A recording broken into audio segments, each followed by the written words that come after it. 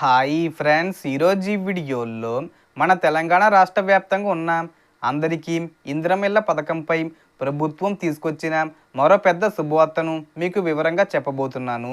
ఇప్పటికే తెలంగాణ ప్రభుత్వం ఇందిరమిళ్ళ పథకం ద్వారా సొంత స్థలం ఉన్న వారికి ఇల్లు కట్టుకునే అవకాశం కల్పించింది.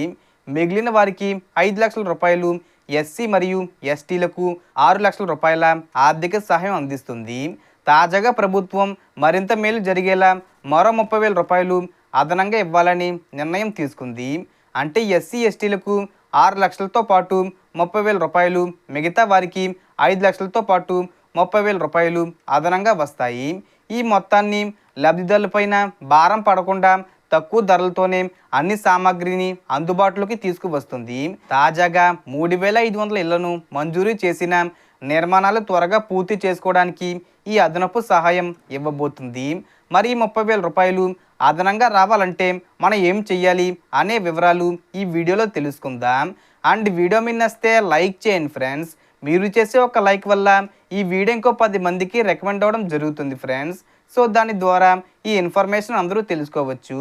సో ఏమాత్రం లేట్ చేయకుండా వీడియోలోకి వెళ్ళిపోద్దాం.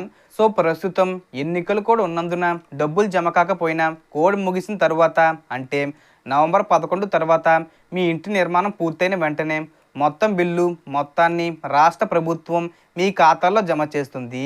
కాబట్టి కంగారు పడాల్సిన అవసరం లేదు.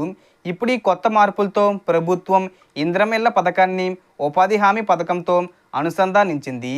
అంటే లబ్ధిదారులకు 5 లక్షల రూపాయల ఆర్థిక సహాయంతో పాటు ఉపాధి హామీ పథకం కింద 90 రోజుల పని కల్పించి రోజుకు 307 రూపాయలు చొప్పున మొత్తం 27,630 రూపాయలు అందజేయనుంది. అలాగే మరుగుదొడ్డి నిర్మాణానికి అదనంగా 12,000 రూపాయలు కూడా ఇస్తుంది. ఈ 90 పని దినాలు ఇంటి నిర్మాణ దశల ఆధారంగా కేటాయిస్తారు.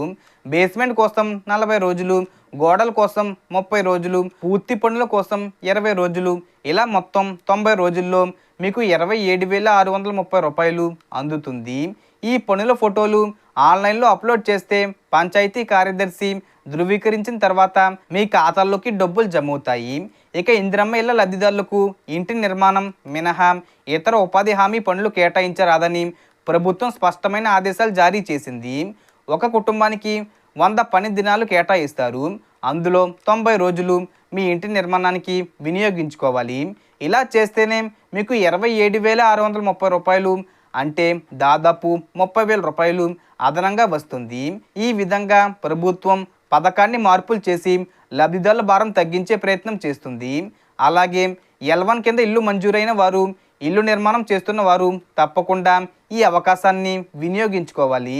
అంతేకాదు సొంత స్థలం లేకుండా అద్దెంట్లో ఉన్నవారికి కూడా ప్రభుత్వం డబుల్ బెడ్రూమ్ ఇల్లు కట్టించి ఇవ్వాలని నిర్ణయించింది. GHMC పరిధిలో ఖాళీ స్థలాలు గుర్తించి అక్కడ 5 లక్షల రూపాయల ఆర్థిక సహాయంతో ఇల్లు నిర్మించుకునేలా అవకాశం కల్పిస్తుంది. మొత్తం మీద ఇందిరమిళ్ళ పథకం లబ్ధిదారులపైన భారం లేకుండా వారికి మరింత మేలు చేసేందుకు తెలంగాణ ప్రభుత్వం ముందడుగు వేస్తుంది. కాబట్టి ఈ వీడియోను లైక్ చేయండి, షేర్ చేయండి. మరి ఇలాంటి తాజా ప్రభుత్వ పథకాల సమాచారం ప్రతిసారి ముందుగా తెలుసుకోవాలంటే వెంటనే మన ఛానల్ను సబ్స్క్రైబ్ చేసి పక్కనే ఉన్న గంట పైన నొక్కి ఆల్ నోటిఫికేషన్ ఆప్షన్ను సెలెక్ట్ చేసుకోండి. తదుపరి అప్డేటు తెలుసుకుంటారు. Thanks for watching.